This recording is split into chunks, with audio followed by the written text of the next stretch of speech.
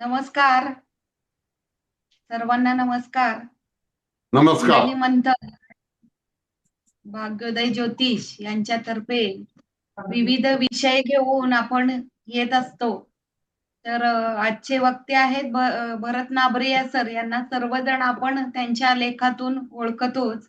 आज असाच एक वेगळा विषय नक्षत्रांविषयी घेऊन ते आलेले आहेत. तर त्यांचा थोडक्यात परिचय मी आपल्याला करून देते. श्रीयुत भरत नाबरिया हे सोलापूर येथे राहत आहेत. तर तेथील एका पब्लिक लिमिटेड फार्मास्युटिकल कंपनीत जनरल मॅनेजर कॉर्पोरेट अफेअर्स या पदावर कार्यरत आहेत. श्री नाबरिया सर गेली बरेच वर्ष सातत्याने फेसबुकवरील तसेच व्हॉट्सअपवरील ज्योतिष तसेच धार्मिक कर्मकांड यावरती लेखन करत असतात. तर त्यांच्यावर त्यांच्या घराण्यावर गेली 70-80 सिद्ध पुरुषांची कृपा आहे. त्यांचे आजी आजोबा आणि आई वडील सुद्धा अत्यंत धार्मिक आणि कर्मकांडी होते. आजोबा डॉक्टर होते, पण ज्ञानेश्वरीवर प्रवचन करायचे. वडील वकील होते, तसेच देवी भक्त होते. त्यांनी हिंदीत सप्तशतीवर जवळपास 1000 पानांचा ग्रंथ लिहिलेला आहे. रुद्र अष्टाध्यायीवर पण ग्रंथ लिहिलाय. त्यांना लहानपणापासून घरी येणारे गुरुजी लोक त्यामुळे धार्मिक कर्मकांड आणि पंचांग याची ओळख झाली. पुढे तारुण्यात त्यांच्या आयुष्यात काही आर्थिक चढ उतार आले. त्यामुळे ज्योतिष विषयक रुची आणखीन वाढली आणि त्यातून स्वतः शिकण्याची इच्छा निर्माण झाली. त्यामुळे ज्योतिष विषयक मिळतील ती पुस्तके वाचण्याचा छंद त्यांना लागला आणि त्यातूनच ज्योतिष थोडेफार समजू लागले. वाचन अजूनही चालू आहे. वास्तूचे पण अनुभव त्यांना आलेले आहेत. सद्गुरूच्या कृपेमुळे, जगदंबेच्या कृपेमुळे सर्व काही स्थिरस्थावर झालं आणि त्यामुळेच उपायशास्त्रावरील विश्वास वाढला आणि जे काही माहीत आहे ते सर्वांना कळावे या उद्देशाने त्यांचे लेखन सुरू झाले. श्री जगदंबा कृपेने लिखाण होत असते. मंत्रशास्त्र बाबतीत देखील स्वतःच्या अनुभवातून अनेक गोष्टी त्यांना कळल्या आणि त्या लोकांसमोर त्यांनी मांडलेल्या आहेत. तर आज त्यांचा नक्षत्रावर विषय आहे. तर मी जास्त वेळ न घेता भरत सरांना विनंती करते की सर तुम्ही सुरू करावे. एक मिनिट सर. भाग्योदय ज्योतिष हस्तरेखा शास्त्र कुंडली व कुंडली मंथन यांच्यातर्फे आलेल्या सर्व ज्योतिष प्रेमींचे मनपूर्वक स्वागत करतो. आजकाल कुंडलीवर सांगणारे खूप आहेत, भावानुसार सांगणारे खूप आहेत, ग्रहानुसार सांगणारे आहेत भरपूर. परंतु नक्षत्राचे त्या व्यक्तीवर होणारे परिणाम, नक्षत्राचा परिणाम काय असू शकतो, मग त्या नक्षत्राच्या परिणामाचं अशुभ अशुभ परिणाम कसे असतील, मग त्याच्यासाठी कोणते उपाय करायचे, कोणते मंत्र म्हणायचे, याच्या संबंधी मी भरत सरांना एक दिवशी फोन करून विनंती केली. भरत सर म्हणलं असं असं एक व्याख्यान आहे आणि ते व्याख्यान तुम्ही द्यावं हे मी विनंती करतो. त्या विनंतीस मान देऊन लागोपाठ दोन दिवस म्हणजे 16 आणि 23 असे 2 दिवस भरत सरांचे व्याख्यान होणार आहे. ते पण नक्षत्र मानवी जीवनाचे उपयोग या विषयावर होणार आहे. त्या विनंतीस मान देऊन भरत सर आज आपल्यात उपस्थित झालेले आहेत. त्याबद्दल मी सुत्रावेता यांच्यातर्फे आणि मी स्वतः हेमंत रणनवरे यांच्या माझ्यातर्फे भरत सरांचं स्वागत करतो. भरत सर, आपल्याकडे ज्ञानाचा भंडार आहे हे मी जाणतो मी. तो भंडार रिक्त असते उधळायचं कार्य तुम्ही करतात. अनेक लेखातून तुम्ही केलेलं आहे. ते लेख मी वाचतो, माझ्या वाचनातच होते आणि येतातच. आज आपल्या ज्ञानाचा भंडार आमच्या या ग्रुपवर उधळावा अशी मी तुम्हाला विनंती करतो. आपलं व्याख्यान चालू करू शकता. जगदंब जगदंब श्री गणेशाय नमः, श्री सरस्वत्यै नमः, श्री सद्गुरु परंपराभ्यो नमः. सकल श्रोतूजनांना अनेक सादर अभिवादन आणि माननीय हेमंत रणनवरे सर, माननीय सुत्रावेताई यांना सादर अभिवादन आणि संस्थेला खूप खूप धन्यवाद की त्यांनी मला ज्योतिषशास्त्राच्या सेवेकरता आमंत्रित केलं. माझे जे काही अल्पज्ञान अल्प माहिती प्रमाणेचे विचार जे आहेत ते आपल्या समोर जगदंब कृपेने मांडत आहे. आजचा विषय आहे आपला नक्षत्र आणि त्याचे मानवी जीवनावरती होणारे शुभाशुभ परिणाम. आता आपण अगदी सुरुवातीपासून बघू. भारतीय ज्योतिषशास्त्र म्हणजे केवळ ग्रह एवढ्यावरती अवलंबून नाहीत, केवळ राशीवरती अवलंबून नाहीत, तर पंचांगवरती. जे पंचांग आहे त्या पंचांग म्हणजे 5 अंग, तिथी, वार, नक्षत्र, योग आणि करण, या पाचींच्या संयोगानं जे निर्माण होतं ते पंचांग आहे. आणि यांच्यामुळेच आपली जन्मपत्रिका बनत असते. आपल्या जन्मपत्रिकेत नक्षत्राचं स्थान खूप महत्वाचं आहे. लक्षात ठेवा, नक्षत्र म्हणजे इतका काही महत्वाचं अभिन्न अंग आहे आणि ते दिव्य विज्ञान आहे. लक्षात ठेवा, नक्षत्र आपल्या ज्योतिषशास्त्राला वेद चक्षु म्हणलंय, वेदांचे डोळे म्हणले. त्या वेदांच्या डोळ्यामध्ये मी म्हणेन की नक्षत्र म्हणजे कार्निय आहे, म्हणजे आतलं बुब्बुळ आहे. कारण लक्षात घ्या की राशी म्हणलं तर ते कर्मांना आकार देणारं क्षेत्र आहे, पण नक्षत्र हे त्यातील सूक्ष्म चेतना आहे. जसं नुसता डोळा असून चालत नाही, त्याच्या आत कार्निया पाहिजे, सगळं चांगलं पाहिजे, तसं नक्षत्र हे का पाहिजे? कारण राशी तर 2.25 दिवसांची आहे. 2.25 दिवस एक राशी चालते, पण एक नक्षत्र 21 तास ते 27 तासांच्या दरम्यान बदलत असतं. नक्षत्रांच्या शिवाय तुमचं पुढे काही सुरू होऊ शकत नाही. कारण नक्षत्र जे तुमचं जन्मता चंद्र ज्या नक्षत्रात असेल तो तुमचा जन्म नक्षत्र, आणि त्यापासूनच तुमची जन्मतः महादशा वगैरे सुरू होते आणि त्यापासून पुढच्या येणाऱ्या महादशा, अंतर्दशा, प्रत्यंतर दशा या केवळ आणि केवळ नक्षत्रांवरती आधारित असतात. हे सगळ्यांनी पक्क लक्षात ठेवलं पाहिजे. जन्म नक्षत्र हे अतिशय महत्वाचं तर आहेच, आणि त्या जन्म नक्षत्रामुळे तुमचं मनाची बैठक कशी आहे, तुमच्या भावना कशा आहेत, तुमचे विचार कसे आहेत, तुमच्यावरती पूर्वजन्माचा संस्कार काय आहे, तुमची वृत्ती काय आहे, तुमची स्मरणशक्ती कशी आहे, तुमची भाग्याची दिशा कोणती आहे, तुमचा आध्यात्मिक प्रवास काय होईल, कसा होईल, ह्या सगळं काही नक्षत्रवरतीच अवलंबून आहे. हे सगळ्यांनी अगदी पक्क लक्षात ठेवायचं. नक्षत्राचा अर्थ काय? जो न क्षरती इति नक्षत्र, हा म्हणजे जे कधीही नाश पावत नाही ते नक्षत्र, किंवा नक्तम त्रायते असं सुद्धा म्हणलंय, म्हणजे रात्री मार्गदर्शन करणारे असा त्याचा एक अर्थ होतो. आकाशात अब्जावधी तारे आहेत, पण त्या सगळ्या ताऱ्यांना आपण नक्षत्र म्हणत नाही. तर वैदिक ज्योतिषाने चंद्राचा जो भ्रमण मार्ग आहे त्या मार्गावरील 27 प्रमुख तारका समूहांना, लक्षात घ्या, तारका समूहांना नक्षत्र असं नाव दिलेलं आहे. चंद्राला संपूर्ण नक्षत्रांचा प्रवास करायला साधारणतः 27 दिवस लागतात आणि त्या प्रत्येक दिवशी तो एका नक्षत्रातून प्रवास करतो. म्हणून मानवी मनाचा अधिपती जो आहे तो चंद्र आणि नक्षत्र याचा अत्यंत अतूट संबंध आहे. तुमच्या जन्म नक्षत्राचा आणि तुमच्या संपूर्ण जीवन प्रवासाचा अत्यंत गहन नातं आहे. ज्या क्षणी तुमचा जन्म होतो त्या क्षणी त्या नक्षत्राची ऊर्जा तुम्हाला प्रभावित करत असते. तुमचं जन्म नक्षत्र तुमच्या संपूर्ण आयुष्यभर तुमच्यावरती एक प्रकारे हुकमत गाजत असतं, हे लक्षात ठेवा.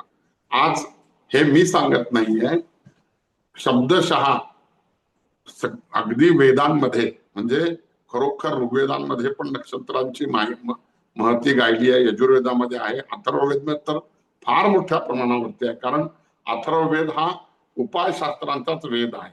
त्यानंतर तैत्तिरीय संहिता आहे, वाजसेनीय संहिता आहे, शतपथ ब्राह्मण आहे, वेदांग ज्योतिष आहे, बृहत पाराशर मध्ये काय, किंवा जातक परिजात असो, फलदीपिका असो, सारावली असो, मुहूर्त चिंतामणी असो. अहो, मुहूर्त म्हणजे काय? ते तिथी, वार, नक्षत्रांच्या संयोगानच अगदी संपूर्ण पंचांग, म्हणजे नुसतं केवळ हे नाही, पण नक्षत्र खूप महत्वाचं एक अंग आहे मुहूर्तामध्ये. कारण आता ते कसं आहे ते पुढे सांगेन मी. अगदी धर्मसिंधू वगैरे सगळ्या धार्मिक शास्त्राचं हे जपणाऱ्या याच्यात सुद्धा नक्षत्रांचं खूप महत्व दिलेलं आहे. ते सगळे नक्षत्र दिव्य चेतना शक्तीचे केंद्र आहे. प्रत्येक नक्षत्राची एक स्वतंत्र देवता आहे, हे सगळ्यांनी लक्षात ठेवायचं आहे. त्याचा प्रत्येक नक्षत्राचा स्वतंत्र ग्रह अधिपती दिला आहे. त्या नक्षत्राचं बरंच काही दिलेलं आहे, ते पुढे येईल. इथं सांगून ठेवतो, जगदंब कृपेने, खरोखर जगदंब कृपेने ह्या विषयावरती जसं सरांनी सांगितलं तसं चिंतन सुरू झालं आणि चिंतनातून लक्षात येत गेलं आणि जगदंब कृपेनेच नक्षत्र विज्ञानम, नक्षत्र जातकम असे अतिशय प्राचीन ग्रंथ सुद्धा वाचले गेलेले आहेत आणि त्यामुळे लक्षात आलं, त्यांचंही परत पुनर्स्मरण झालं, चालणं झालं, तर त्यातनं लक्षात आलं की आपण याच्यावरती नाही म्हणलं तरी किमान एक 70-80 भागाची मालिका तर सहज होईल. पण अजून खोल विचार करू लागलो तर असं दिसून आलं की एका नक्षत्राचे 4 चरण, प्रत्येक चरणाचं परत वेगळं, तर त्याप्रमाणे जवळजवळ 101 लेखांची मालिका इथून सुरू होऊ शकते. लक्षात ठेवा की एका राशीतल्या माणसांची आयुष्याची संपूर्ण कहाणी तर वेगळी असतेच, पण एका नक्षत्राच्या व्यक्तींचं सुद्धा जीवन वेगवेगळं असतं. त्याला कारणीभूत आहेत ते चरण.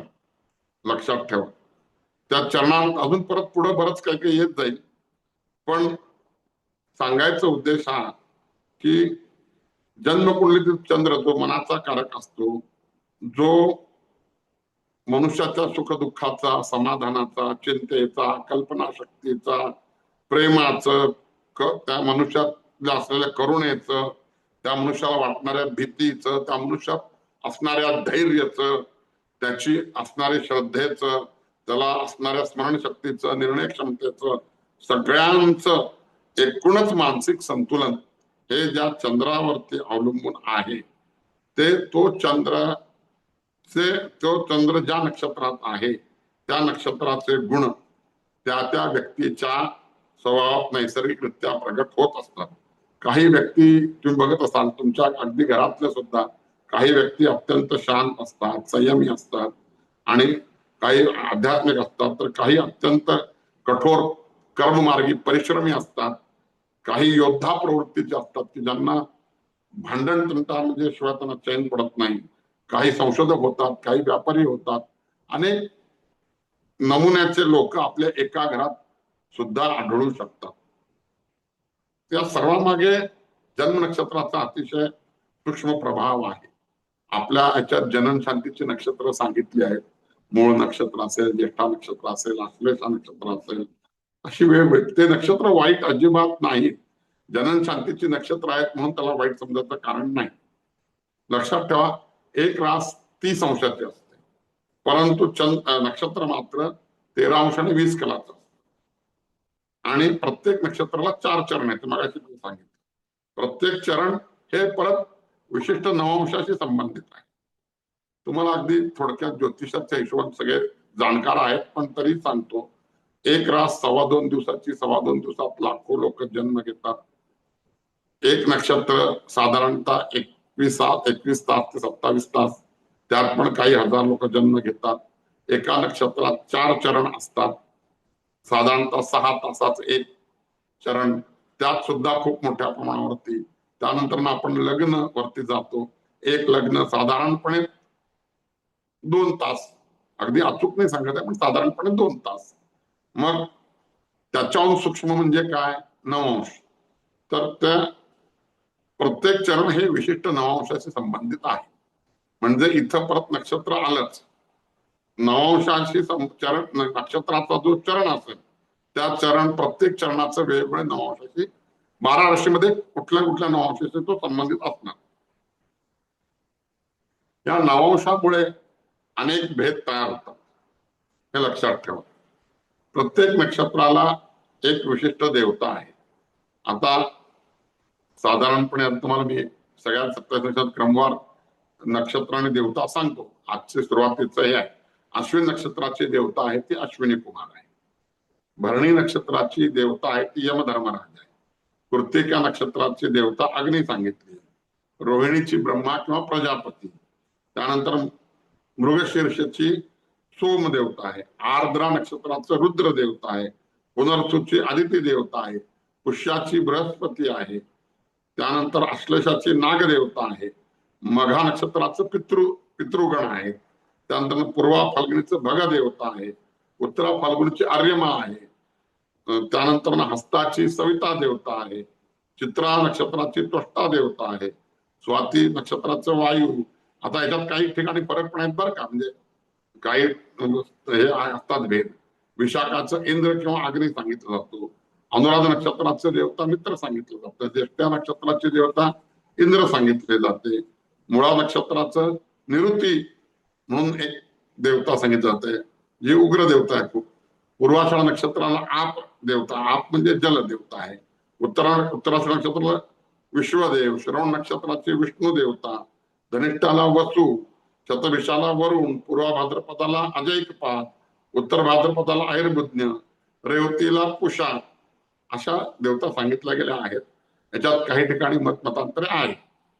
तर या देवतांचे तत्व त्या नक्षत्रात जन्मलेल्या व्यक्तीवरती येत असत आणि त्याप्रमाणे त्या व्यक्तीच्या जीवनात त्याचे एकंदरीत विचारसरणी आणि कर्तबगारी वगैरे पण निर्माण होत असते. तर सगळ्यात महत्वाचं काय आहे, नक्षत्रांचा मगाशी सांगितल्याप्रमाणे अभ्यास करताना सरधोपटपणे किंवा त्यांना म्हणजे त्यांना ब्लॅक अँड व्हाईट मध्ये, म्हणजे चांगलं आणि वाईट अशा सरळ सरळ दोन श्रेणीमध्ये कधीही विभागायचं नाही. प्रत्येक नक्षत्राला अनेक सद्गुण आहेत आणि त्याचबरोबर त्याचे काही कठीण किंवा त्याच्या काही परीक्षा सुद्धा आहेत. आता जर आपण आर्द्रा नक्षत्र बघितलं, आर्द्रा नक्षत्र राहू त्याचा अधिष्ठाता जरी असला तरी त्याचा देवता रुद्र आहे. तर तो काय करतो की संकट आणतो माणसाच्या जीवनात, पण त्या संकटानंतर त्याला परत नवजीवन पण देतो.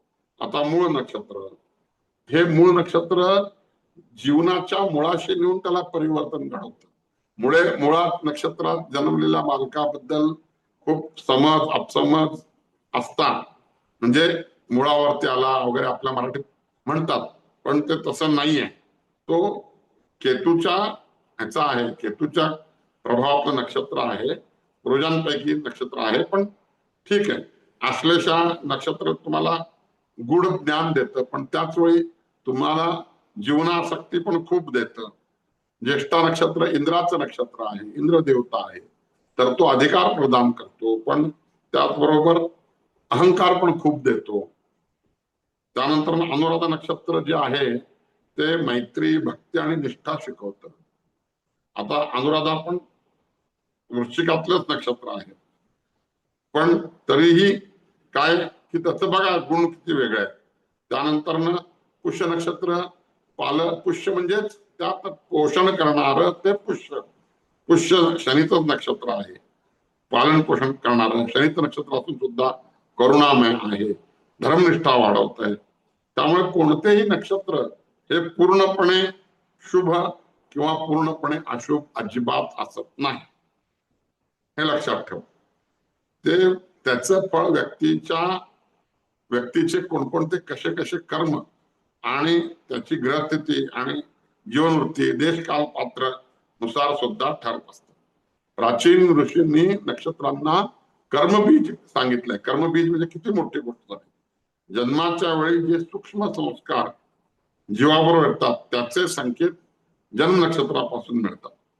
व्यक्तीची आवड, भीती, त्याचं कौशल्य, त्याची अध्यात्माची ओढ, कुटुंबाशी त्याचं नातं कसं आहे, समाजात त्याचं स्थान काय आहे, त्याची संपत्ती कशी आहे, त्याला कीर्ती मिळेल का, संघर्ष आहे का आयुष्यात, आरोग्य त्याचं कसं राहील, विवाह कसा कधी होईल, संतती आणि मोक्षाची दिशा सुद्धा ही जन्म नक्षत्राच्या साहाय्याने काढता येते.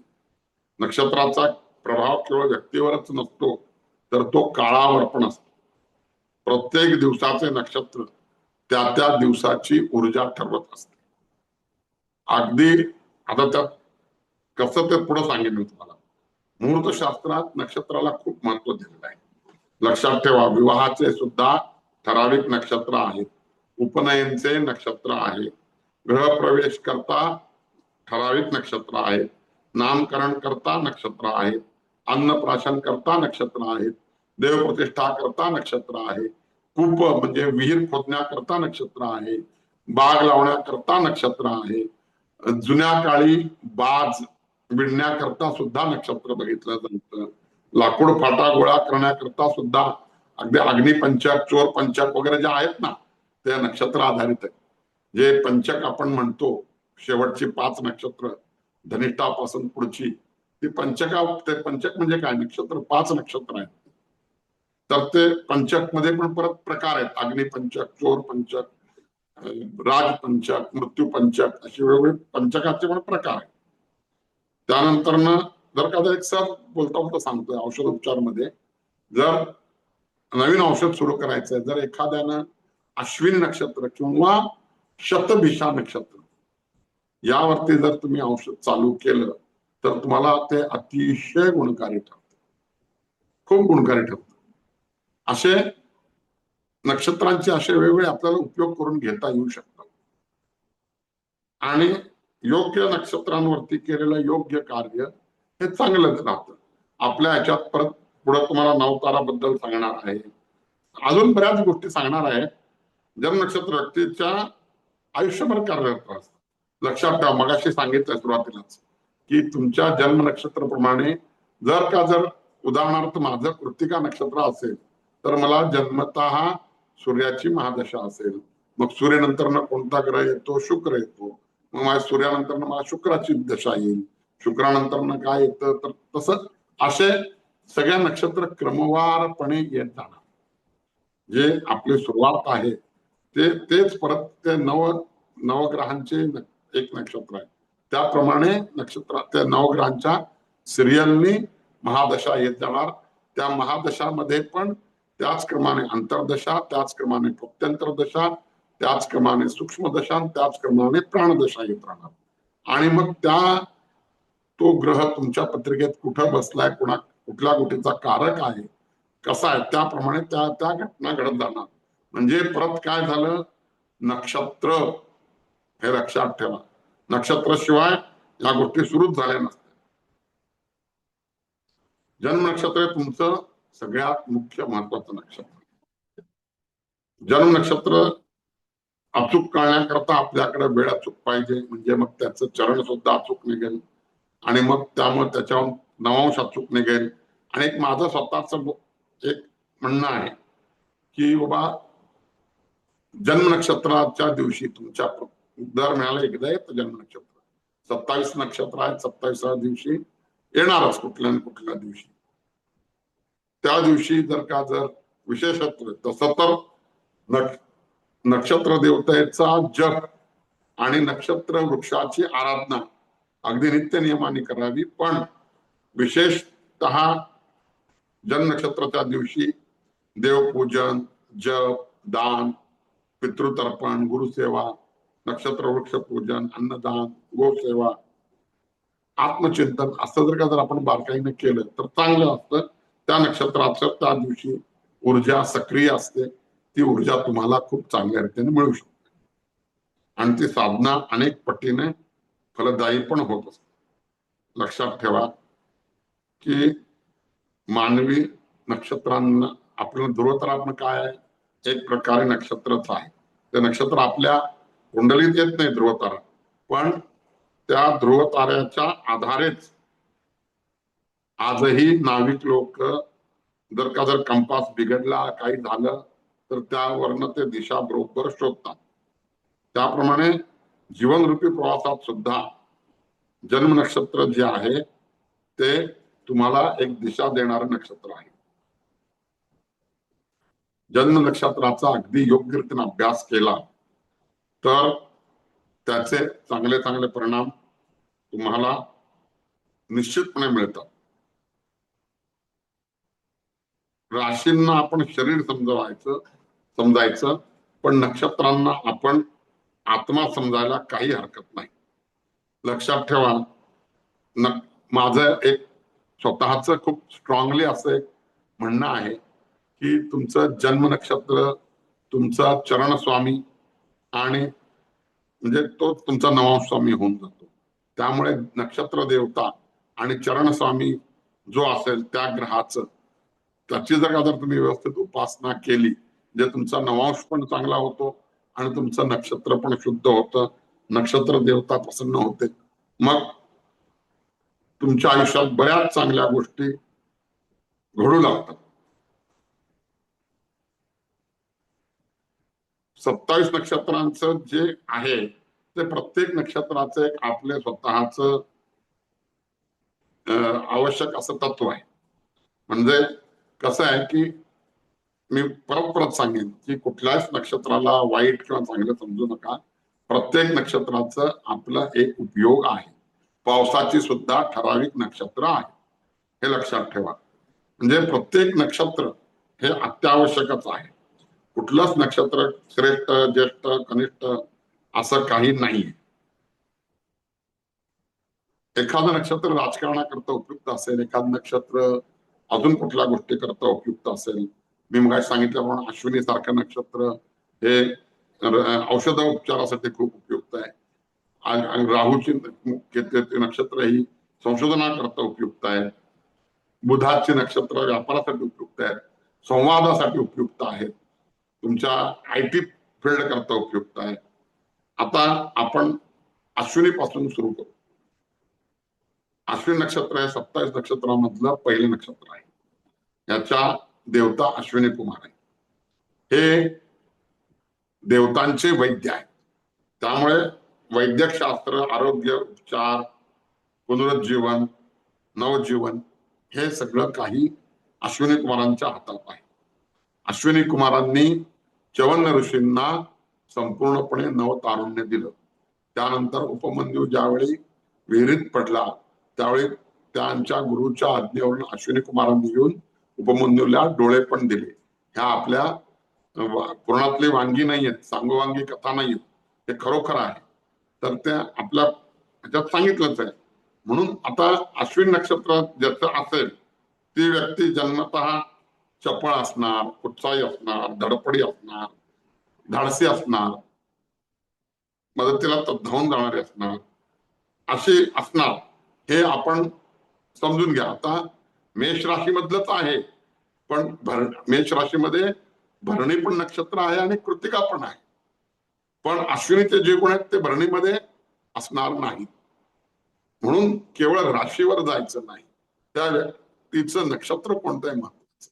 अजून एक सांगतो की आधीच्या राजा लोकांचं कधीच अचूक वेळ तर सोडा, त्यांचा दिवस पण कधी कळू द्यायचे नाही. भलतेच दिवसाचं त्यांचं सांगायचं. आपण बघतो परमपूज्य आदरणीय छत्रपती शिवाजी महाराजांच्या जन्मतिथीबद्दल मतभिन्नता बघतो. का बघतो? कारण त्यावेळी जशी प्रथा होती, तसे मांत्रिक लोक होते की तुमच्या जन्म नक्षत्रावरून तुम्हावरती करणी बाधा करणारे. ते मांत्रिक लोक तुमच्या जर त्यांना जन्म नक्षत्र माहित असेल तर पुढे नवतारा चक्र एक येईल, त्यात मी सांगेन की कशा रीतीनं हे होत असतं. तर अचूक दिवस सांगितला नाही की अचूक नक्षत्र कळत नाही. अचूक नक्षत्र कळलं नाही की मग करणी बाधा करणाऱ्यांचे एक मार्ग कमी होऊन जातो. त्याकरता किंवा त्या नक्षत्रांवरून त्याच्या महादशा, अंतर्दशा वगैरे ज्योतिषशास्त्राचा अचूक वेध घेता येत नाही. म्हणून नक्षत्र आधीचे लोक लपवायचे. नाव सुद्धा अचूक नक्षत्राच्या जसं चू, चे, ले वगैरे येतात मेष राशीमध्ये, तर ते तसं देत नाहीत. जन्म अक्षरवर्ण जन्म नाव ठेवलं जरी गेलं तरी ते गुप्त ठेवलं जाऊन व्यवहारात दुसरंच नाव प्रचलित करायचं कारण पण येत होतं की जन्म अक्षर, जन्म नक्षत्र नाव आणि प्रचलित नाव एक असेल तरी सुद्धा काही हुशार लोक हे करायचे. किंवा नावाला पण राशी आहेच, मग एखाद्या राशीला वाईट ग्रह आला तर म्हणजे जन्म नक्षत्र म्हणजे जन्म नाव पण तेच आणि चालू नाव पण तेच असेल तर अशा वेळी मग वाईट ग्रहांचे इम्पॅक्ट जास्त येऊ शकतात. म्हणून सुद्धा हे होत. आता अश्विनी नक्षत्राचं चांगुलपणा सांगितला, पण त्यांचा उतावळेपणा, त्यांची अधीरता, त्यांचं विचार न करता निर्णय घेण्याची प्रवृत्ती, ह्याच्यानं सुद्धा ते अडचणीत पण येऊ शकतात. ही गोष्ट लक्षात ठेवा प्रत्येक नक्षत्रामध्ये. आता अश्विनी नक्षत्राचा ग्रहाधिपती केतू आहे, हे लक्षात ठेवा. आणि तुम्ही दाते पंचांग घ्या, त्यात आपली नक्षत्र सारिणी जे दिलेलीच आहे, अगदी पान क्रमांक तुम्हाला सांगतो मी. पान क्रमांक 8 वरती दाते पंचांग पान क्रमांक 8 याच्यावरती पहिलं नक्षत्र अश्विनी दिलं आहे. ते आद्य नाडीचं, अश्वयोनीचं. अश्व म्हणजे काय बघा, आता नक्षत्रांची तुम्हाला मी गंमत सांगतोय, कशा नक्षत्रावरनं कसा माणूस ओळखला जातो वगैरे. अश्व म्हणजे काय, घोडा. घोड्याचे गुण काय, चपळपणा, त्यानंतर स्वामीनिष्ठा, असे म्हणजे हे अशा ओळखायच्या. त्या नाडीचा सुद्धा खूप परिणाम आहे बरं. ह्याच्यात नाडीमध्ये परत अजून पुढे येईल, ते मी अजून लेखांमध्ये येईल, आपल्या ह्याच्यात नाही तर लेखामध्ये येईल. त्यानंतर ना हे देवगणी नक्षत्र आहे. त्यानंतर ह्याचा आराध्य वृक्ष काय सांगितलंय, कुचला सांगितलंय. कुचला हे एक झाड आहे. आणि हे नक्षत्र कशानं प्रसन्न होतं, अन्नदान केल्याने प्रसन्न होतं. त्यानंतर त्याचे देवता कोणते सांगितले आहेत, अश्विनी कुमार सांगितलंय. त्याचं मुख कसं आहे, तिरका आहे, तिर्यक, आणि त्याची दृष्टी कशी आहे, मंद आहे. हे केतू ग्रह याचा स्वामी आहे आणि वायू तत्वाचा आहे. चपळ, वायू म्हणजे काय, चपळ वायू. आणि वारा कसा सारखा फिरता असतो की नाही. आणि हे क्षिप्र नक्षत्र आहे, ते छोटं नक्षत्र आहे. ह्याच्यात अजून बरंच काही आहे. ऍक्च्युली पुढे लेखांमध्ये ह्यांचे प्रतीक चिन्ह, ह्याचं काय काय आहे, किती ताऱ्यांपासून आहे, बऱ्याच गोष्टी आहेत. हे तर अतिशय शॉर्ट मध्ये तुम्हाला फक्त कळावं. आता बघा, त्याच्याच खाली पीडा दिवस त्यांनी दिलेले आहेत. प्रथम चरणात जो जन्म घेईल त्याला नवमी तिथी पीडादायक असेल, त्याचं चरण अक्षर चू असेल, त्याचं चरणांक 1 असणार आहे. आणि त्याचा चरण स्वामी काय आहे, प्रथम चरणाचा स्वामी मंगळ आहे. आणि त्याची नवांश राशी काय आहे, मेष आहे. म्हणजे जो कोणी अश्विनी नक्षत्रात जन्म घेईल त्याची नवांश कुंडली बनताना आपोआप त्याची मेष नवांशची कुंडली बनेल. आपल्या जन्मलग्न कुंडली वेगळी असते, चंद्रलग्न कुंडली वेगळी असते, निरायन भावचलित वेगळी असते, नवांश वेगळी असते, आणि इतरही 13-14 प्रकारच्या कुंडल्या असतात. एकंदरीत 16 प्रकारच्या वर्ग कुंडल्या असतात. तो खूप मोठा आणि खूप वेगळा विषय आहे, फक्त बोलता सहज सांगितलं. आता बघा, आता याचा अर्थ इथं जर कोणी मला विचारलं काय करावं, जर एखादा आला व्यक्ती, तर त्याला मी सांगेन तुझं नक्षत्र अश्विनी आहे ना, तर तू सर्वप्रथम अन्नदान करायला सुरुवात कर. तुझं प्रथम चरणात जन्म आहे ना, तर तुझा चरण स्वामी मंगळ आहे. मग मंगळ ग्रहाच्या दृष्टीने त्याच्या त्या दशा देवतांची, म्हणजे गणपती, मारुती यांची, विशेषतः मारुती यांची पण जोडीला उपासना चालू ठेव. कुचला वृक्षाला नियमितपणे पाणी घालत जा, त्याची पूजा करत जा. अश्विनी कुमारांना मनोमन नमन करीत जा. ज्या योगे तुझ्या आयुष्यात थोडी स्थिरता होता येईल. जर द्वितीय चरणाचा आला तर त्याला काय सांगावं लागेल, इथं द्वितीय चरणचा चरण स्वामी काय दिलाय, शुक्र म्हणजे देवी, त्यातल्या त्यात महालक्ष्मी. मग जर अश्विनी नक्षत्रात द्वितीय चरणात जन्म असेल तर तशा व्यक्तीने शुक्र आणि देवीची उपासना करावी. जोडीला अन्नदान आणि हे बाकी सगळ्या गोष्टी पाहिजेच. त्याचं नवंश वृषभ येईल आपोआप. त्यानंतर तृतीय चरणात जर जन्म झाला तर तो बुध त्याचा चरण स्वामी असेल. मग त्याने बुधाच्या दृष्टीने भगवती दुर्गा किंवा गणपती, विशेषतः दुर्गा, बुधाच्या करता दुर्गा ही जास्त उपयुक्त देवता आहे, तर दुर्गेची आराधना. जोडीला कुचला वृक्ष, अश्विनी कुमार, अन्नदान हे सगळं आलंच. अशा पद्धतीने चौथं चरण येईल तर चंद्र येईल. चंद्र आला की मग त्याची शिव उपासना होईल, कर्क नवांश होईल. हे सगळं एक तुम्हाला उदाहरणार्थ अश्विनी नक्षत्राचं दाखवलं. आता जर भरणी नक्षत्राकडे वळलो तर आपण काय होईल, भरणी नक्षत्राचं काय आहे, देवता यमधर्मराज आहे. आणि या नक्षत्रात म्हणजे यमधर्मराज म्हणजे नावावरूनच लक्षात घ्या, अत्यंत कडक काम. या नक्षत्राचा संबंध शिस्त, न्याय, जबाबदारी, प्रचंड सहनशक्ती या सगळ्याशी जोडला जातो. त्यामुळे जनरली म्हणते, कारण परत चंद्रावरती कोणत्या पापग्रहांच्या दृष्ट्या असतील, चंद्र पापग्रहांशी युद्ध झाला तर त्याचं हे सगळं बदलेल, सिच्युएशन बदलेल थोडी. पण त्याच्या अंतरंगात जर असेल ना तर तो व्यक्ती कर्तव्यदक्ष, सहनशील, परिश्रमी आणि अंतर्मुख असणार. जीवनात त्यांच्या किती कठीण प्रसंग येऊ ते निभावून नेतात. पण ह्याचा दुसरा साईड इफेक्ट काय आहे की लोक विलक्षण हट्टी असतात आणि मनातल्या मनात ताण सहन करण्यामुळे त्रास होऊ शकतो. पुढचं नक्षत्र कृत्तिका. कृत्तिका नक्षत्राचं देवता ही सूर्य आहे, अग्नी आहे. आणि अग्नी जसा शुद्ध करतो तसे हे नक्षत्र व्यक्तीच्या जीवनात परिवर्तन घडवत असते. या नक्षत्रातली व्यक्ती तेजस्वी असते, स्पष्ट व्यक्ती असते, निडर असते, यांना अन्याय कदापि सहन होत नाही.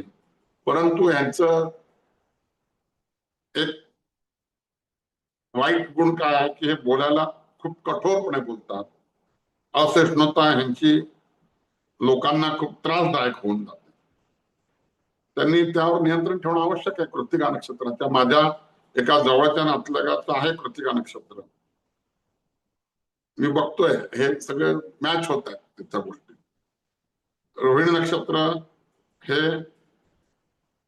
खूप सुंदर नक्षत्र आहे. रोहिणी नक्षत्रांच्या व्यक्तीवरती लोक खूप ज्वेलस होतात बरं का, चेष्टा नाही खरंच. बघा, रोहिणी ही चंद्राची सगळ्यात लाडकी पत्नी. 27 नक्षत्रांना चंद्राच्या 27 पत्न्या म्हणल्या गेल्या आहेत. आणि हा चंद्र कमी जास्त का होतो माहितीये का? कारण चंद्राला त्याच्या सासरानं श्राप दिला की तू माझ्या इतर मुलींकडे लक्ष देत नाहीस, तू फक्त एक तुला क्षयरोग होऊन जाऊ दे, म्हणजे तो कमी जास्त होऊ लागला. कारण रोहिणी नक्षत्रावरती त्याचं आत्यंतिक प्रेम. सगळ्यात सुंदर नक्षत्र आहे. काय या नक्षत्रांच्या व्यक्ती खूप आकर्षक असतात. भगवान कृष्णाचं नक्षत्र रोहिणी आहे. मिलॉर्ड पॉइंट इज नोटेड म्हणतात तसं म्हणतो मी की हे तुम्ही असं अनुभवू शकताय. रोहिणी नक्षत्र हे भगवान कृष्णाचं आहे. कृष्ण पैदा झाल्यापासून लोक जळायला चालू झाले आणि कृष्ण प्रचंड आकर्षक होते. कोणी दुमत म्हणू शकेल का की त्या बाबतीत? तर तसं असते. आकर्षक व्यक्तिमत्व ते असतात, कलाप्रिय असतात, संवेदनशील असतात, प्रेमळ असतात, कुटुंबवत्सल असतात. भरपूर कुटुंब कबिला कृष्ण भगवानांचा किती मोठा होता. आणि हे समृद्धी निर्माण करतात. त्यांना शेतीमध्ये रस असतो, उद्योगातही रस असतो, हे कला क्षेत्रात सगळीकडे रस घेत असतात. संगीत, वास्तुशास्त्र. बघा, द्वारका वसवली भगवान कृष्णानं. व्यापार, संपत्ती यांच्याशी विशेष संबंध दिसून. परंतु ह्यांचं साईड इफेक्ट काय आहे? विषय भोग प्रचंड असतो, आसक्ती प्रचंड असते. अतिभावनिकताने टाळायला पाहिजे. हे तुम्ही रिलेट करून बघू शकता. आपल्याकडे आता 10-15 मिनिटाचाच वेळ उरलाय. 27 नक्षत्र आजच्या ह्याच्यात होणार नाहीत व्याख्यानात, होतील तेवढी बघू. आता मृगशिरा नक्षत्राचा स्वामी काय आहे? मृगशिरा नक्षत्राचा स्वामी सोम आहे. हे नक्षत्र जे आहे ते शोध, जिज्ञासा आणि ज्ञान लालसेचं प्रतीक आहे, म्हणजे संशोधक वृत्तीचं प्रतीक आहे. मी पुढे जाऊन प्रत्येक नक्षत्रात होऊन गेलेल्या खूप महान व्यक्तींची नावं पण लेखामध्ये देणार आहे. की मोठे मोठे संशोधक असो किंवा अडॉल्फ हिटलर सारखा व्यक्ती असो, प्रत्येक नक्षत्रात खूप चांगल्या व्यक्ती आणि खूप वाईट व्यक्ती दोन्ही जन्माला आलेत.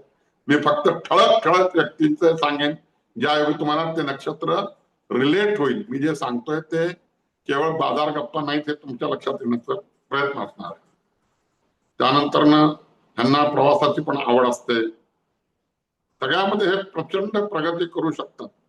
पण अस्थिरता यांच्या आयुष्यात खूप म्हणजे हे विचारांना अस्थिर असतात, निर्णय घेण्याला विलंब करतात, हा त्यांचा साईड इफेक्ट आहे. आता आर्द्रा नक्षत्र, त्याचे देवता रुद्र आहे. हे नक्षत्र जीवनातली वादळानंतर नवजीवन देणारं मानलं गेलं आहे. जे जीवनात त्यांच्या वादळ येऊन जातात पण नवजीवन देतात. या नक्षत्राच्या आयुष्यात मोठे संघर्ष येतात, परंतु ते संघर्षच त्यांना महान बनवतात. लक्षात ठेवा, म्हणजे टाकीचे घाव सोसल्याशिवाय ते दगडाला मूर्तीचं स्वरूप येत नाही. त्यांना गुढ विद्या परिवर्तनशील, कारण राहूचं नक्षत्र आहे. राहू हा गुढ विद्येचा कारक आहे. लक्षात ठेवा, राहू केतू हे दोन्ही ग्रह गुढ विद्येचे कारक. केतू त्यातल्या त्यात मोक्षाचा कारक आहे, राहू विशेषत्व करून गुढ विद्येचा कारक आहे. हे रुद्राचं नक्षत्र असल्यामुळे क्रोध पण ह्या लोकांना खूप असतो, पण या नक्षत्र व्यक्तींनी क्रोधाचं रूपांतर करुणेत करायला पाहिजे. त्यांचं जीवन प्रचंड तेजस्वी होतं. आता पुनर्वसू नक्षत्रावर बोलायचं तर देवता आदित्य आहे. आता पुनर्वसू नावातच पुनर्जन्म आहे, आशा आहे, क्षमा आहे, बरंच काही आहे पुनर्वसू नक्षत्राचं. कारण एक गुरु प्रभावित नक्षत्र आहे, हे गुरुचं नक्षत्र आहे पुनर्वसू नक्षत्र. मग त्याचेच गुण येतात. लक्षात ठेवा, तुमच्या कुंडलीत मी आज जरा लवकर थांबून तुम्हा लोकांना प्रश्न विचारण्याचे किंवा संधी देणार आहे आणि परत पुढं कंटिन्यू होणार. आणि हे आजचं सुद्धा माझं लेखाच्या रूपाने येणार आहे, त्यामुळे तुम्हा सगळ्यांना काही राहून जाणार नाहीये कधीच. आणि एवढंच नाही, पुढे जाऊन लेख अगदी सूक्ष्मापर्यंत जाणार. जे भगवती कृपेनं असं वाटतंय, भगवती काही अशा गोष्टी समोर आणतीये की ज्या मला नाही वाटत की कधी सोशल मीडियावर पब्लिश झाल्या असतील. अशा गोष्टी येतील असं वाटतंय. बघू, माझं अल्प ज्ञान आहे, अल्प माहिती आहे. सोशल मीडियाशी काही माझा खूप घनदाट संबंध नाही आहे. फक्त माझे लेख पोस्ट करण्यापुरताच मी फेसबुक आणि याच्यावरती येत असतो. तर अशा रीतीनं मी एक सांगतो की सगळ्यात महत्वाचं, तुमच्या पत्रिकेत, आता इथल्या ज्योतिष लोकांना नवतारा चक्र वगैरे माहिती आहे. तुमच्या पत्रिकेत नवतारा चक्राचे 9 प्रकार आहेत. त्यातले जे नैधन किंवा 3, 5, 7 या श्रेणीत येणाऱ्या नक्षत्रांचं तुमच्या पत्रिकेत किती ग्रह कशा याच्यात पडलेत आणि किती ग्रह मित्र तारा संपत मध्ये क्षेम मध्ये पडलेत, त्यावर तुमच्या कुंडलीची सुद्धा कॅपॅसिटी ठरते. जर तुमच्या कुंडलीत जर 3, 5, 7 म्हणजे तुमच्या जन्म नक्षत्रापासून 3रं, 5वं आणि 7वं हे सूत्र लक्षात ठेवा. अगदी धोपट पण अगदी परफेक्ट. तुमचं जन्म नक्षत्र सपोज अश्विनी आहे, तर अश्विनी पासून 3रं नक्षत्र कोणतं येणार ते, 5वं नक्षत्र कोणतं येणार ते आणि 7वं नक्षत्र कोणतं येणार ते, त्या ग्रहाची आता एका मिनिटात तुम्हाला इथं सांगतो मी. आता आपण अश्विनीचं उदाहरण दिलं. अश्विनी पासून 3रं नक्षत्र आलं कृत्तिका. म्हणजे कृत्तिका नक्षत्र आलं की कृत्तिका म्हणजे रवीचं नक्षत्र. रवीची 3ही नक्षत्र तुम्हाला चुकीची ठरतील. हे ज्यांचं अश्विनी नक्षत्र आहे त्यांच्याकरता बोलतोय मी. तसंच 5वं नक्षत्र काय आलं, मंगळाचे नक्षत्र आलं. मंगळाचे 3ही नक्षत्र. 7वं नक्षत्र काय आलं, गुरुचे नक्षत्र आले. मग गुरुची 3ही नक्षत्र, हे 3, 5, 7 म्हणजे ही 9 नक्षत्र ज्याची त्यावेळी चुकूनही चांगली कामं करायची नाही, महत्वाचे निर्णय घ्यायचे नाही, त्या दिवशी टाळायचे. हे अगदी सरधोपट सांगतो. बाकी वेगवेगळ्या परिस्थितीनुसार किंवा काही नुसार फरक पडेल, पण 3रं आणि 5वं आणि 7वं हे तुम्हाला घातक असणार, हे लक्षात ठेवा. म्हणजे अश्विनी नक्षत्राच्या व्यक्तींना सूर्याचे, मंगळाचे आणि गुरुची नक्षत्र घातक संज्ञेमध्ये येतात, हे लक्षात ठेवायचं. अगदी साधं सोपं. मग त्याप्रमाणे बाकीचे सुद्धा हे बघायचे. आणि त्याच वेळी त्यांना अश्विनी नक्षत्रांना सर्वोत्तम काय ठरणार तर रेवती नक्षत्र, तो परम मित्र ठरेल. म्हणजे बुधाची सगळी नक्षत्र ही त्यांना अत्यंत हे ठरतील, लाभकारी ठरतील. सगळ्यात जास्त लाभकारी ते ठरतील. मग क्षेम, संपत, जन्मतारा, अश्विनी नक्षत्र जन्म नक्षत्र मानलं जाईल. आणि पुढे मी नवतारा चक्राविषयी पण खूप सविस्तर माहिती देणार आहे. आता 16:46 झालेले आहेत, म्हणजे 4:45 वाजलेले आहेत. हे उरलेली 15 मिनिटं मला असं वाटतं की लोकांना इंटरॅक्ट करण्याकरता द्यावीत. मग त्यातनं परत अजून काही माहिती निघेल. त्यामुळे मी माझं आजचं अर्धवट हे इथं संपवतोय. पुढच्या गुरुवारी अजून सांगेल आणि लेख मध्ये तर सगळ्या गोष्टी येतीलच. कुणाला काही विचारायचं असेल तर अगदी मोकळ्या मनाने विचारा. सर भरत नाबरिया सरांना जर काही प्रश्न विचारायचा असेल तर त्यांनी त्यांचा कॅमेरा ऑन करावा. ऑन करून मग त्यांचं नाव, कोणत्या शहरातून बोलतो हे सर्व स्पष्टपणे सांगावं. मग डायरेक्ट भरत सरांना प्रश्न विचारू शकता. सुरेश काका, तुमचा माईक म्यूट आहे, तुम्ही प्रश्न विचारू शकता. माईक म्यूट आहे तुमचा काका. अनम्यूट करा माईक अनम्यूट करा. अनम्यूट करा. कोपऱ्यात बटन आहे 2.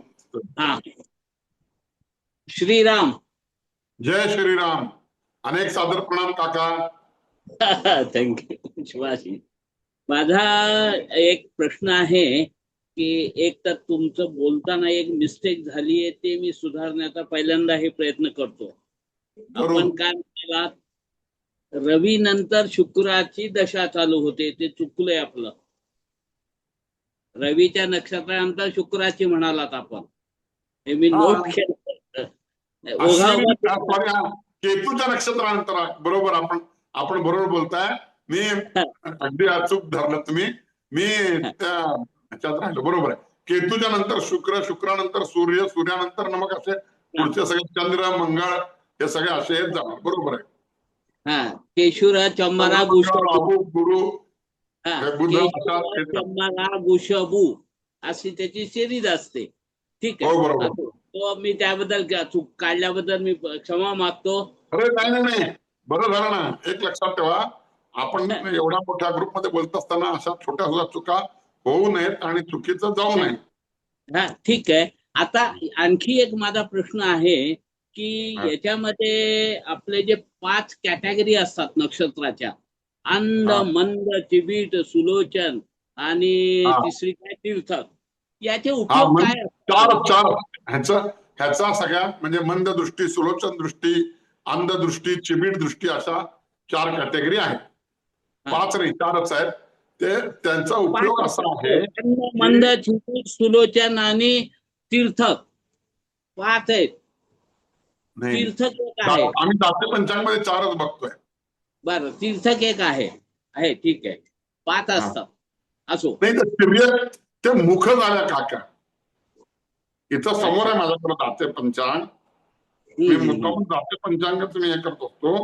आता बघा इथं दिलेलं आहे की अंध व मंद दृष्टी असलेल्या नक्षत्रावर वस्तू हरवल्यास अनुक्रमे पूर्वेस व दक्षिणेस बहुधा सापडते. चिबीट व सुलोचन दृष्टीच्या नक्षत्रावरती वस्तू हरवल्यास अनुक्रमे पश्चिमेस व उत्तरेस हुडकावी, बहुधा सापडत नाही. अधो, तिर्यक, ऊर्ध्व मुख असलेली नक्षत्रे अनुक्रमे कठोर, मध्यमुख, कोमल असतात. हे आहेत दाते पंचांगमध्ये 4 दिलेले आहेत. आणि इथं बघितलं तुम्ही जर दृष्टी सांगितली ना तर बघा, अश्विनीची मंद दिली आहे, भरणीची चिबीड दिली आहे, कृतिकाची सुलोचन दिली आहे. तर अंध नक्षत्रावरती जर वस्तू हरवली तर इमिजिएट सापडते आणि दक्षिणेस सापडते. हो हो, असं आहे. म्हणजे त्या हरवलेल्या ह्याच्या संबंधात ह्या दृष्टी आहेत समजा. हो हो, थँक्यू. आपण खूप छान व्याख्यान दिलं.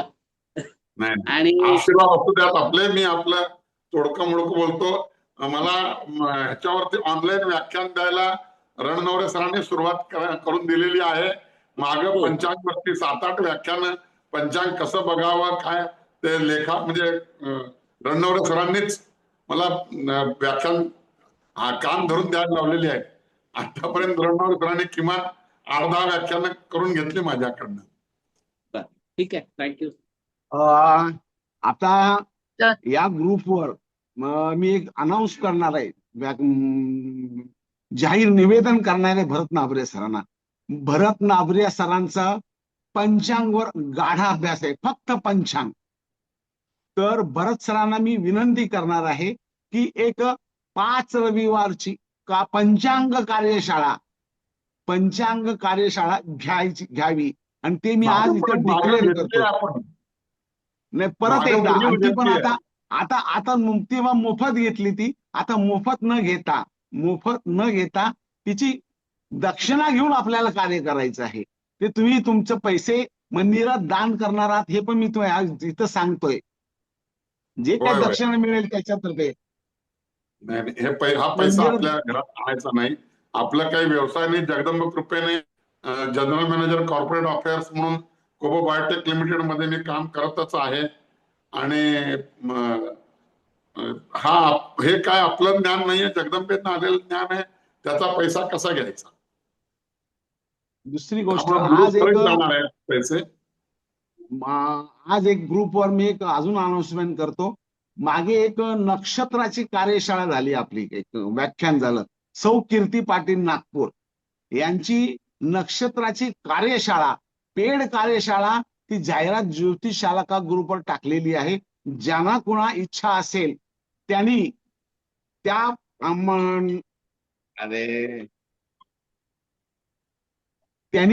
त्या मोबाईल नंबरवर आणि त्या बारकोडवर स्कॅन करून ती अमाऊंट पाठवावी. त्या तारखेला ती कार्यशाळाची लिंक त्यांना मिळेल. तर हे 2 अनाउन्समेंट मी आज केले. आज व्याख्यान भरत सरांचं पंचांगवरचं प्रभुत्व अतिशय दांडगं आहे, चांगलं आहे, अभ्यासू आहे, हे मी ज्ञानतो. त्यामुळे मी भरत सरांना एकदा विनंती केली ती पंचांगवर कार्यशाळा घ्या. ते त्यांनी कार्यशाळा ती घेतली. 5 रविवार केले त्यांनी. दुसरं, आज मी त्यांना विनंती केली एक महिन्याभरापूर्वी की नक्षत्रावर कार्यशाळा घ्या, तर मग व्याख्यान घ्या. तर नक्षत्रावर कार्यशाळांचे व्याख्यान आज चालू आहे. त्याबद्दल मी भरत सरांचे आभार व्यक्त करतो. धन्यवाद. बोला मॅडम, कुणाला प्रश्न विचारायचे? हो, एक प्रश्न. ती जी नोट देणार आहेत ना, ती तुम्ही या ग्रुपवर टाकणार का? हो, ग्रुपवर टाकणार. तर एक प्रश्न विचारायचा होता. विचारा सर. आपण कोण सर, मी मिलिंद. सरांनी सांगितल्याप्रमाणे कृपया आपलं नाव गाव परिचय द्या. सर, मी मिलिंद डेहनकर यवतमाळवरून बोलतो. नमस्कार, बोला. नमस्कार सर. तुमचे पूर्ण लेख मी सतत वाचन करत असतो. लेख खूप सुंदर असतात. मला एक प्रश्न असा होता की आपण जेव्हा पंचांग पाहतो आणि पंचांग पाहून काहींना आपण जे उपाय देतो त्यामध्ये नक्षत्राच्या जप आणि नक्षत्राच्या झाडाची पूजा ही सांगितलेली प्रभावी ठरेल का? कारण मी बऱ्याचशा लोकांना त्याच उपाय देतो किंवा नक्षत्राचा जप, अगदी नक्षत्राच्या आवश्यक झाडाची सांगितलं पूजा. की आयुष्यात जर व्यक्तीला त्रास होत असेल तर त्याने जन्म नक्षत्राचं देवतेचा जप करावा, ते दान द्यावं, त्या नक्षत्र वृक्षाची आराधना करावी. त्याच्याने आणि ती सुरुवात जन्म नक्षत्राच्या दिवशी करावी. म्हणजे अश्विन नक्षत्र असेल तर अश्विन नक्षत्र ज्या तारखेला असेल त्यावेळी सुरुवात करावी. जे नक्षत्र असेल त्यावेळी सुरुवात करून पुढे नियमित करावी आणि नियमित त्या वृक्षाची आराधना, वृक्षाला जपावं, संवर्धन करावं, दान नियमित करावेत, नियमित जप संख्या पूर्ण करावी. आता काही जणांचं जनन शांती राहून जाते, तर मग मोठ्या झाल्यानंतर ना गोप्रसवा शांती, भूप्रसवा शांती शक्य होत नाही. मग अशांनी त्या मंत्रांचा जप मोठ्या प्रमाणात करावा, नक्षत्र मंत्रांचा जप करावा, म्हणजे आपोआप ती जनन शांती झाल्यासारखी होते. तर एक अजून होतं, काही ठिकाणी सर मी एका पुस्तकामध्ये असंही वाचन आलं, विष्णू सहस्त्रनामावली मधले जे 108 हे आहे ना, हो, तर ते त्या नक्षत्राचा जो चरण येईल त्या नक्षत्राच्या चरणाला जे 1-1-2-2 ते वाचले तर त्यांनी फरक पडतो का सर? श्रद्धेचा, भक्तीचा विषय आहे. लक्षात ठेवा, भगवान विष्णू हे पालन करते आहेत आणि नक्षत्र आता पुढे आपल्या याच्यात राहिलेलं आहे आज बोलण्यात किंवा येणार आहे पुढे ते की नक्षत्र पुरुष आहे, पूर्वद्वार नक्षत्र म्हणजे आकाशात 27 नक्षत्र कशी आहेत, तुमच्या शरीरावरती नक्षत्र कुठलं नक्षत्र कुठं आहे, हे पुढे अजून बरंच काही येणार आहे. तर त्यामुळं भगवान विष्णू पालन करते आहेत, अनंत कोटी ब्रह्मांड नायक आहेत आणि या ब्रह्मांडातच हे सगळ्या गोष्टी आहेत.